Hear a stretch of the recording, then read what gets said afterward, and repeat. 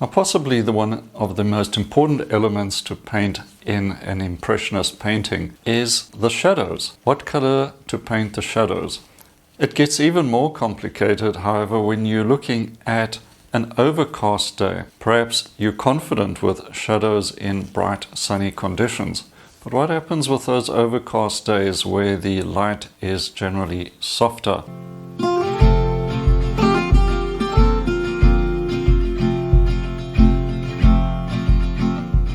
In this video, I'm going to have a look at some color mixes that I like to use to paint shadows in bright sunny conditions and those overcast conditions. There is still light, but it's much softer. The light is cooler. What do you do in that situation? I'm also going to look at some examples of Impressionist paintings, and hopefully we'll be able to settle this question once and for all so that you can approach those lighting conditions with a lot more confidence. All right, let's jump in and start off with the sunny conditions. So I've put a few trees here to represent trees in sunlight. And with warm light, we're looking for richer shadows. Now remember to indicate the direction of the sunlight. So in this case, coming from top left to right. And that should be also visible on the tree. My standard painting palette of colors. So what the Impressionists would do would be to exaggerate the cool, rich color of the shadow in comparison to the warm light. So we'll use a lot of blues and violets. I'm going to start with some ultramarine, a little bit of alizarin, just a tiny bit of white in there, just to bring out that purple look to the color. And yeah, using a bit of cerulean to create a sort of a cooler shadow that's got a little bit more punch. Also a very small amount of white in there just to bring that color out a bit. So this is a dark rich blue violet, mostly ultramarine. I'm doing the shadows very simply just to illustrate. You can soften the furthest part of the shadow a little. Make sure it links up with your object and indicate a shadow side to the tree trunk as well. And also a shadow side to the tree itself. So you get more volume because that's more pronounced on a sunny day. All of these things add up. Now I'm going to add a little bit more alizarin to get a slightly warmer violet and do the same exercise as well. I'll just try to boost this violet just a little more, and we'll use that to play with some complementary color contrasts just now. Once again, a shadow side of the tree trunk. Soften the edge there a little. Imagine it's grass, for instance, and you'll have a slightly softer edge to it. And now a bit more cerulean, and we're going to get a shadow that's got a little more zing to it. As you'll see, quite a sort of a sweet blue. Now I'm going to pick up some of the green from the tree here while putting that shadow, and we'll just add that to the blue as well. And it actually makes a nice sort of harmonious shadow. So let's add a bit of green to the other shadows as well and just paint that wet into wet and see how that improves the harmony of the color. And we can add some to that rich blue violet as well. It also works out fine. Okay, let's create the surrounding color. And this is also part of the effect.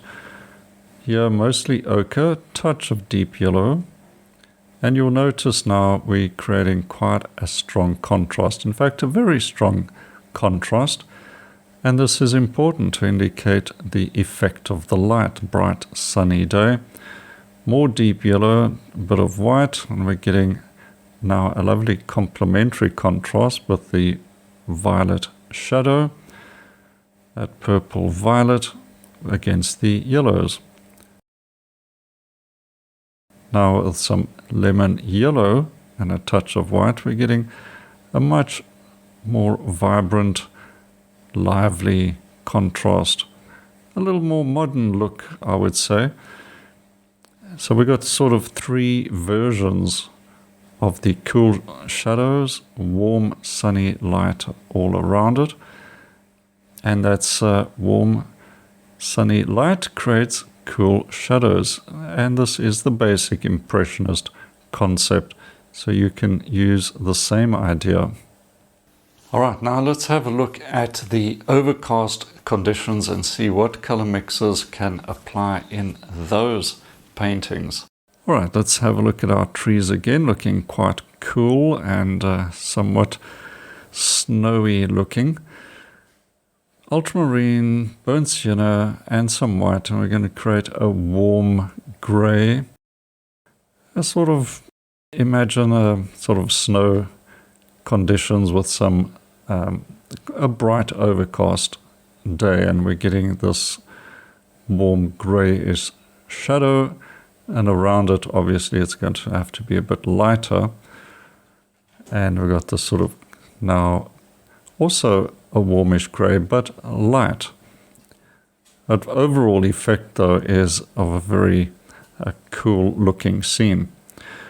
Now you can use some raw sienna, but I'm using ochre with blue and white, and we're going to try to create a sort of a soft warmish brown, more ochre I would say, but a soft sort of warmish color that would maybe grass showing through snow. I'm going to make it cooler though with a touch more blue, and now the color around it, let's just soften it a little at the end there as well. And then the colors around it, more of the ochre, more of the ultramarine, and a bit of white, just lightening it up. And notice a key feature are the soft contrasts. We no longer have that very strong contrast between light and shadow. A bit of ultramarine, burnt sienna. Now we're going to look for something like, imagine a rainy day, green, sort of muddy grass, a lot of rain. The light is darker. So we're going to have hopefully a real cold and miserable look to our scene. A little bit of a cool dark green around that. Maybe just a little more definition to that. And let's get a little more yellow into that green grass. So that would be sort of wet, rainy look to the grass. Now in general, we're getting neutral warms with less contrast. So you could create that using complementary color mixes and adding some white, and you're going to get these sort of neutral colors, a little more of a soft green, touch more blue, and knock that back with some violet, touch of white. This could be snow perhaps, or generally, let's say, perhaps light grass in a cool light condition, and it's going to look a little warmer. A blue with orange, touch of red and white, and we're getting also a soft brownish color that is very descriptive of low contrast overcast conditions.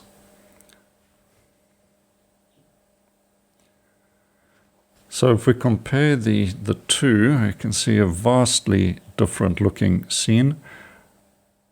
And this is what we're really after. Now another tip is, even in overcast conditions, the bright overcast sky could influence the top of the trees, and you can make them just a little lighter to suggest some of that sky reflecting down onto the top of the trees, and it adds a touch more volume. there we go. Give it a try for yourself. Now let's have a look at a gallery of a few paintings and see how a few famous Impressionists have applied these ideas to their paintings. Now let's have a look at a few master painters, starting with Claude Monet's Haystack series. This one is Haystacks at the End of Summer. Now in this painting, Monet has captured the warm golden glow of the late afternoon sunlight, which creates cool blue and purple shadows across the ground. The contrast between the orange-yellow light and the violet-blue shadows follows the Impressionist color theory idea and also emphasizes the warm and cool contrast.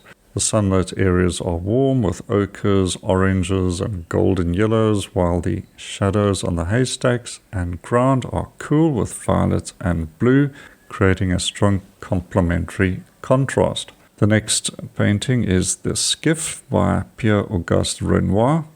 And this painting features warm sunlight on water and also the skin tones of the ladies in the boat.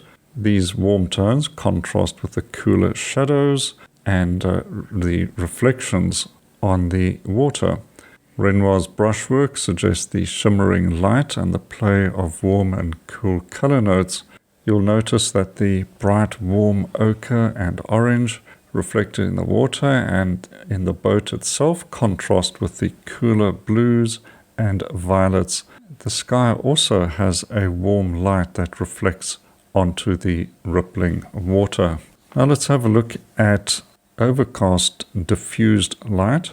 The Gare Saint-Lazare paintings by Monet. This depicts the cool diffused light creating soft shadows. The lack of direct sunlight means that the shadows appear warmer rather than intensely blue and high contrast. The shadows lean towards muted blues and warm grays instead of deep, rich blues. The overcast sky also influences the entire painting with a harmonious and delicate, cool color note. And this next painting by Camille Pissarro. Pissarro painted this scene where the shadows become warmer and softer due to a lack of direct sunlight. The atmosphere generally feels hazy and diffused, and instead of strong contrast, the shadows are muted ochres, warm grays, and gentle blues. The shadows generally remain neutral and are blended into the scene. Well, there it is. I hope that was helpful to you and has given you some tips you can apply to your next painting. Perhaps paint more overcast conditions. In South Africa, we're so spoiled for bright, sunny conditions. I very seldom actually paint a painting in overcast light. But there is that opportunity, and they can be really interesting, as we saw in those examples as well. Very important to try out a few paintings like that. In the future, I'm going to look at painting interiors, what to do with the lighting indoors. I think that is also a very interesting topic and could open up a whole new range of subjects. So if you don't want to miss that coming up in the near future, be sure to subscribe to this channel, hit the notification bell so you don't miss out. And finally, have a look at the free course for you up here. You could find out a lot of new information, all for free, on my painting school. There's more links in the description as well to free courses and other things like what art materials I'm using. All right, until next time, happy painting and cheers for now.